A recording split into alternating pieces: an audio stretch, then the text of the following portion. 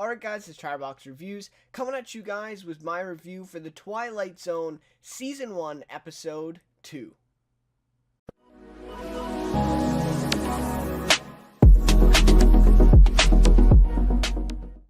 Alright, so I actually just finished watching episode 2. Again, I apologize for being a little bit late on this one. Again, I know both episodes were released on Monday, and today's Wednesday, and so I'm just kind of getting around to this one. So, I do know that some places that they're distributing the show are also doing this premiere on Thursday night. So, if you have missed it, I know at least in Canada, they are distributing it in a different way, and so Thursday nights, this Thursday, tomorrow, you can also watch the premiere if you haven't already. But anyways, to me, this episode was, like, just slightly better than last episode, and I really enjoyed last episode. I thought it was a good way to kick things off with the show. Obviously, a very small concept for last episode, compared to even this one. I mean, this is just massive, I guess, compared to that one, with just kind of being a, comedian.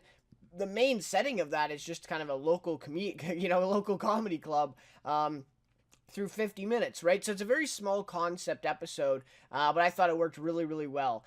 So this episode I actually liked a little bit better personally, although I'm not sure if that was actually, objectively, if it was better in terms of quality and writing and all that. There were definitely some problems with this one, but to me, I think I enjoyed it a little bit more. The stakes were a little bit higher. The mystery was a little bit better in this one. It was a lot less predictable than last episode, for sure, for me. But, and that's just me. I mean, maybe you guys figured this one out really quickly, too. So, it is what it is. And with that, I'd love to hear your thoughts on this episode, episode 2. Or if you've seen both episodes and you want to just give your thoughts on the general premiere, which are episode 1 and 2, let me know what your thoughts are of that. And what do you think of this new series? What do you think about the reboot and, Jordan Peele's,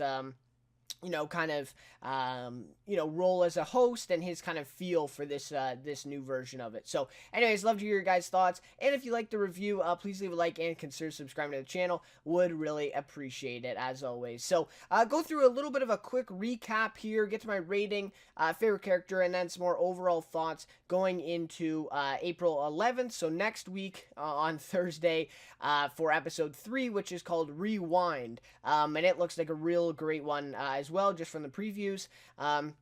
We got the actor from Billions is in it, and I forget, I know the two, I know the actress for sure, and I've seen her in a lot of other things, and I was trying to put her face to the name, and I don't know how I keep forgetting her name. Anyway, so she is in it as well, and she's great. So, looking forward to the next episode, but first, let's talk about this one. So, this episode follows the story of a well-known journalist, right? His name's Justin Sanderson, obviously played by Adam Scott. So, he's boarding a plane on his way to Tel Aviv to cover a new story. As he boards the plane, he discovers a voice recorder in his seat pocket that has a podcast uploaded on it titled The Tragic Mystery of Flight 1015, right? And so, of course, that is the flight that he is currently on, right? So he plugs in his headphones and begins to listen. The voice then says at the intro, "I'm gonna lead you through the last moments of Flight 1015. So right off the bat, this mystery builds, right? He's an investigative journalist, and suddenly he is kind of tasked with investigating why this flight is about to disappear or go down or vanish, right, within the next hour or so, right, or less than an hour, from the time he gets on this plane. It's 10:15 or 10:30, he boards the plane 10:15, probably takes off closer to 10:30, and then, of course, 11:15 is this big, time for when the plane is going to vanish and presumably go down, right? And so you kind of have to solve this mystery throughout the episode. So as he starts listening through of this podcast, some things begin coming true, right? First is the bird hitting the engine at the exact time that the podcast said it would. And so this moment, really, he kind of buys into it, right? Justin kind of buys into this podcast and really starts checking out things, right, that they mention, which, basically includes all the passengers, right? And so the podcast goes through the reasons as to why this happened, right? And kind of, what they were able to evaluate with the facts and the evidence that they had, with some of the names and the manifesto of the plane, and they're trying to piece things together. And this ultimately really turns Justin against the rest of the passengers and also the flight attendants too. They get pretty mad with them. And so this, whole thing kind of breaks out, conflict, I would say, between Justin and these other passengers, where he's buying into this podcast and trying to solve these issues, or, basically trying to prevent them from going down, which he believes will be done by, telling the Sikh guys to turn off their video, right? And then the next guy, the Russian mafia guy that he's that he goes up to, right? So it's these certain things he thinks he's trying to prevent, right, them from going down, but really he's just making matters worse. And then obviously in the conclusion here, he makes what matters completely worse as he ends up, obviously he didn't, himself, but he leads or contributes to the plane actually going down in the end anyways. So I do like that it's kind of playing on this undertone, right, of that kind of fear or discomfort of different people on planes, right? Ever since 9/11, I think this has been, maybe not as much anymore, just because we're more removed from it now, but especially, in those years, 2002, 2003, like those years right after, obviously there would be, quite a bit of fear, discomfort, whether it's justified or not. That's another question, but I think, it'd be hard to deny that was definitely present at the time, especially in the States, and where this is taking place in Texas, where he's taking off at the airport there.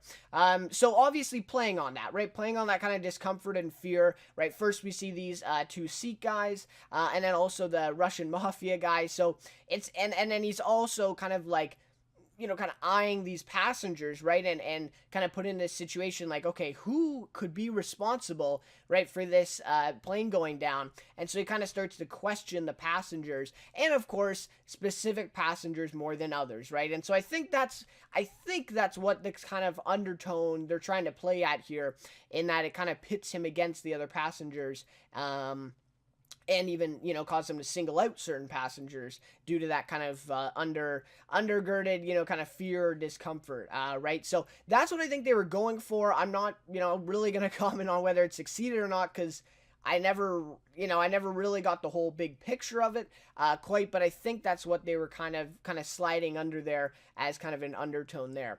But anyway, so then as we see, he accuses the Russian men of being part of the mafia, right? As the podcast tells them, right? The podcast is telling him all this stuff, and he's just believing it. So that's what happens. He goes and accuses them. Basically, chaos ensues, right, as people start getting out of their seat and start yelling at him. He's already caused a little bit of commotion already on the plane, especially with the flight attendants. And so he gets in a little bit of trouble here. The captain has to come out to tell Justin to go back to his seat. And, he calms everybody down once that happens. So, of course, this doesn't change anything for Justin. He's still concerned, and he goes back to listen to the podcast, only to hear them start talking about him. So, and of course then his disturbance and, what he has now caused. So the whole thing is a really one big loop, right? Because the podcast was the thing that made him question the other passengers, and now the podcast is talking about him being a reason for the crash as he was questioning the passengers, right? So this is the Twilight Zone, right? Like, it's all coming back in one loop. And if you think about this episode and all this stuff more deeply, it's just, it really does throw you for the loop, right? It's it's kind of crazy. And so, yeah. So anyways, this all connected, right? The podcast makes him do this because he buys into it. And then all of a sudden he's worried because the podcast starts talking about him and his actions. So obviously, kind of a big circle there, right? So we see he gets arrested by the air marshal aboard, which I liked was a little bit of a twist, but pretty predictable, which is the, black woman who's sitting across from him, I guess, ends up being the air marshal the whole time. So, again, a little bit predictable after a while, but it was okay. So anyways, that's revealed, and she ends up arresting him because he is making, like, threats to the captain and all this stuff about the plane, and obviously, they don't want the passengers to have to hear that and all that. So, understandable. So then he's arrested, and our air marshal, she actually leaves to go talk to the captain, leaving the seat beside Justin's vacant, right? So then comes Joe. So he's the guy we've seen recurring in the episode, and who says he's a pilot. At the very beginning, he gets the magazine signed by Justin, and so obviously they don't quite explain it the whole way, but was this guy the whole time trying to do this, right? Was he actually trying to get in Justin's mind? Did he even plant the voice recorder there? I mean, there's, tons of questions to go even beneath the surface here of what they give us. But that could also be a whole nother discussion too. I'm not sure where I'd quite lie on that, but that could be the case. But anyways, it just seems like he comes at an opportune time here, that's for sure. So he comes in, of course, he says he is a pilot, or he has been in the past. And we do see earlier in the episode that he's drinking alcohol. Like he's having like 3 of those little bottles of alcohol aboard the plane. And so obviously that would raise a little bit of a red flag to Justin. But of course it doesn't in this case. So Justin asks him to go and take over the plane so that they can land safely, right, and prevent them from vanishing like the podcast predicts, right? And so the whole thing, Justin is kind of trusting him to land the plane, right? And so he gives him the code to get into the flight deck, which is 1015, which he figures out pretty quickly just from the name of the podcast, and also the flight number, the time they took off. He mentions that in the very beginning of the episode, where everything just seems to be 10:15. It was also October 15th, right? So everything is kind of connecting here. And so, obviously he just picks 10:15's the code, right? And it ends up actually being the code. So then we see Joe. He goes inside the cockpit, presumably kills the pilot and co-pilot, or at least kind of subdues them, and he takes over the plane. So he turns the heat up in the plane, as he tells Justin that he will do. So he turns the heat up in the plane. Everybody faints, right, due to the lack of oxygen, sudden lack of oxygen, right? Even their masks, don't help them enough. And so they all faint, and he then turns off the communication systems with air traffic control, and everything that the podcast has been telling Justin comes true, right, with this whole thing. And so then at exactly 11:15, he says, "Good night, New York," right? And on the little screen there we see, and also, by the way, is that a real thing? Can you actually see the pilots in the cockpit when you're on the plane? I don't know. I've never been able to see that when I was on a plane. But anyways, if you guys want to comment on that, I thought that was a little bit weird. Maybe stretched the reality a little bit for the episode. But anyway, so we see the whole thing play out. He takes out the pilots, and then he says, "Good night, New York," which of course was the thing that the podcast was predicting the whole time, and that Justin was worried about. And then he says, to end it here, he says, "Oh, he's the pilot," right? So he figures it all out, comes full circle, and kind of a cool twist. To me, I didn't predict that. I did not see that all happening. I didn't know exactly where they were going in this one. I had a feeling that Joe guy was going to come back at some point. He wasn't just, random character that Justin talks to.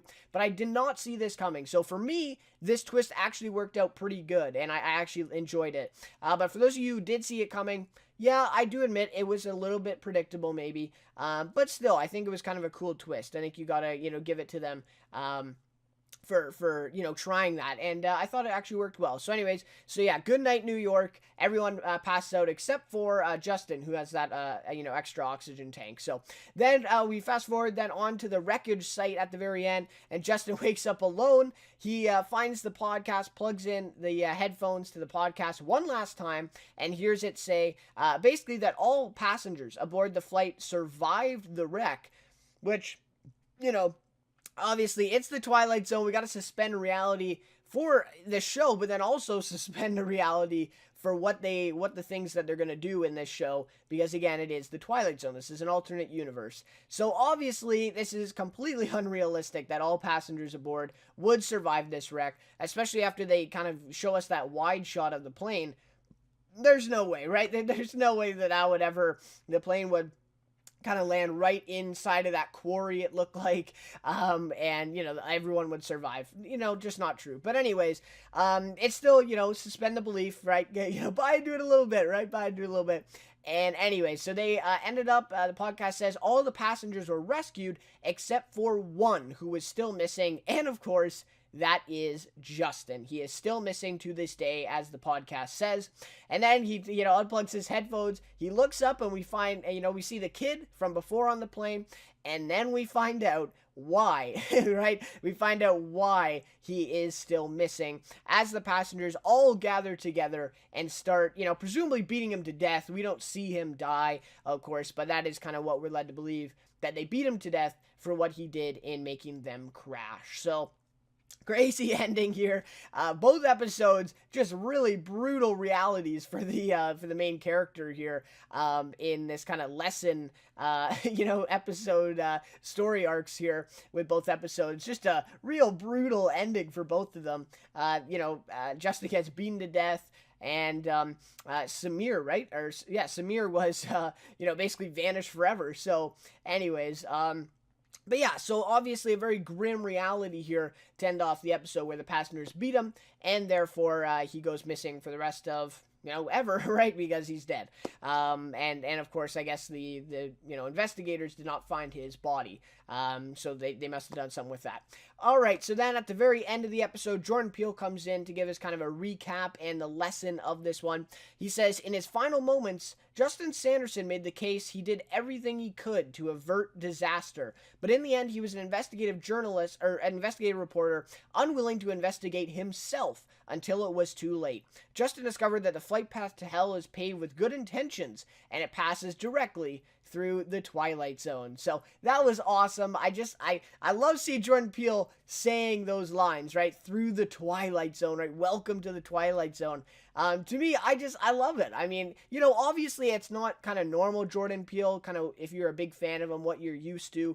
Obviously, I mean him on screen, right? He's been really well known for his directing and writing lately, but no, on screen, I mean, this is not typical Jordan Peele, but I feel like he has that charisma. I just love it. I really do. I like his, kind of presence as the host in this one, and it was really great. So then we kind of get that wide shot as I referred to before, and we see him basically getting beat to death by the rest of the passengers on the island there. So anyways, that is kind of the lesson here, right? He was an investigative reporter, unwilling to investigate himself. So because of this podcast, just the first things that he started to hear from this podcast, he immediately started looking at the other passengers, trying to investigate them, trying to figure out, why they caused the crash. But he never thought for a second why he was believing everything this podcast said. He never questioned anything about himself in that. And I think that's what they were trying to get to here, is that he just immediately looked outward instead of inward to himself. And if he hadn't caused, if he didn't buy into the whole podcast thing, even question himself for a minute here, maybe this crash could have been prevented, right? And so I think that's the whole lesson of this episode. So anyways, there you go. There is episode 2.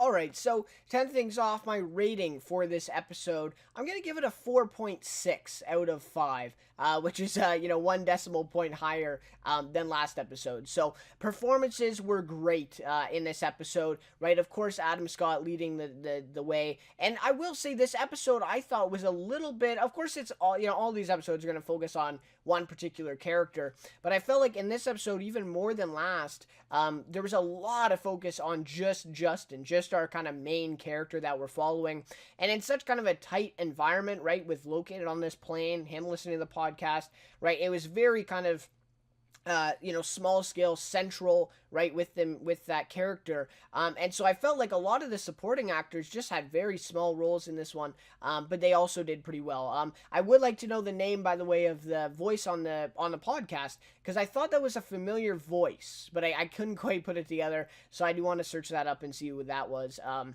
see if that was anyone notable. Or who it was that I was thinking of. So anyways, but yeah, the performances were pretty good in this one.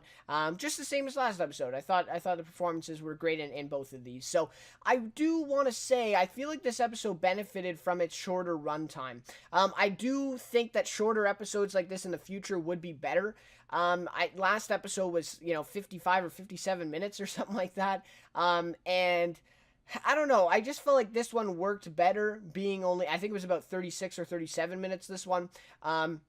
And of course, with CBS All Access, right, we can get any runtime they want to give us, right? There's no commercials or anything like that, so that's not a problem. But yeah, I just felt like this one really benefited from the shorter runtime. Again, though, it's a little bit more of a confined, as I just mentioned, a confined kind of environment for this one. So you really can't go on for 55 minutes with just focusing in on Adam Scott's face on a plane in his seat, right, for 50 minutes. So I do feel like the pacing, the mystery was a little bit better, the tension was a little bit better in this one from it being a little bit shorter. And I didn't mention this in my review, but I agree with shortening up last episode too. I think it could have been 15 minutes shorter and it would have been even more effective. So that's my thoughts on there, and I believe the original was 30 minutes runtime, or at least some of the episodes I saw. I believe the typical episode runtime was about half an hour, and I felt like that's an effective time. I think 30, maybe 40 minutes, but 57 is just a little too long, especially for a small concept episode like it was last week. So to me, I like the shorter episodes. Feel like the pacing is a little bit better in those, and we'll have to see what they give us going forward, right?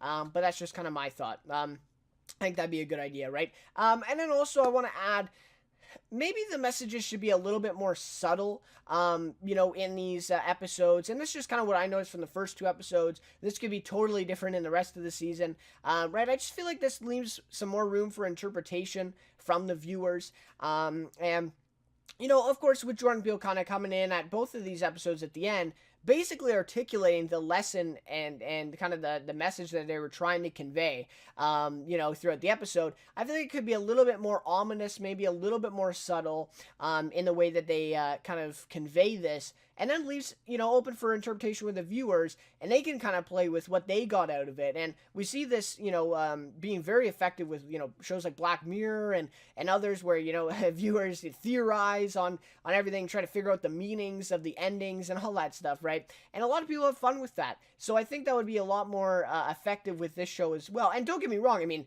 they don't, explain this, letter by letter, right, of what they're trying to do, but it does feel a little bit kind of in your face at the end of the episode with Jordan Peele pretty much explaining exactly what they were trying to convey. It's almost like they weren't able to convey it with the episode, so that Jordan Peele just affirms it at the end. That's the kind of thought that I got, but anyways, maybe going forward, leave it a little bit more subtle, and that might actually kind of heighten these episodes and also spur some more discussion about it. Like, if, and then fans, can start talking about, oh, what did this mean, right, and all that stuff. I think we all enjoy that type of environment and that type of discussion. So I think that might be a little bit better going forward, and we'll see though, right? We'll see what they do. In these two episodes, I felt like it was more a little bit in your face at times, especially with the endings here, wrap things up with Peele coming in as a narrator. But and don't get me wrong, I like Jordan Peele as the narrator. I really like his presence, as I mentioned before. But yeah, maybe just tweak the writing a little bit for these endings. But that's just my thought there. But again, it is kind of nice for some people, though, being told what they were trying to do, because a lot of people are going to get confused, especially last episode. I think a lot of people were kind of confused on what the meaning was, and, including myself. I don't think I really grasped the whole meaning of it either at first, and so, yeah, maybe they're kind of catering to those people, too. So it is what it is. I think a balance between the two would obviously be ideal, right, going forward. Favorite character for this one? Of course, I gotta go with Justin Sanderson, played by Adam Scott, kind of our only main character for this episode. I will say Adam Scott, in a lot of comedic roles, and I felt like this one, at times, of course, there was some comedic relief in there, but I thought this was actually more of a serious role for him. This isn't exactly what I was expecting going into this episode. I thought there'd be a lot more kind of funny, laughs, comedy stuff in here, but there's actually some serious moments, and I felt like he played it really well in this serious role. One of my favorite performances from him is in Step Brothers, right, and he was just recently in Ghosted with Craig Robinson on Fox. The show was pretty bad, but he was actually pretty good with what he was given. But anyways, so I really do like Adam Scott in his comedic roles, and seeing him now in this with this serious type of role, I think that maybe, opens up maybe his future, projects, and hopefully he'll be taking on some more of these roles. That would be really great to see. And I know he probably has done some serious stuff out there that I just haven't seen yet. But yeah, it would be great to see him, exploring some more of that in the future. But he is a really funny guy, right? So stick with what you're good at, I guess, in the end. But anyways, that is, a really great performance by Adam Scott. And honestly, if these other big actors after, going forward, give performances like him and Nanjari, right? In the first episode, I'm forgetting the name, but anyways, as both of them have, I mean, we're in for a treat, right? If all these big actors are going to give performances like these, I think it's going to be an awesome season. So, anyways, looking forward to it. But that will just about do it then for my review of the second episode here. I'd like to thank you guys all so much for watching. And again, love to hear your thoughts on this one, this episode, and what you think of the series going forward. And if you're still interested in watching more of it, right? Watching the rest of the season. But anyways, guys, again, thank you so much for watching this one. Thanks so much for your support on the channel, and also on the last review. Really do appreciate it. So we'll be, of course, coming back next week for the Twilight Zone Season 1, Episode 3. Looks to be another good one, and really look forward to it. So anyways, again, thank you so much for watching, and I'll see you in my next review.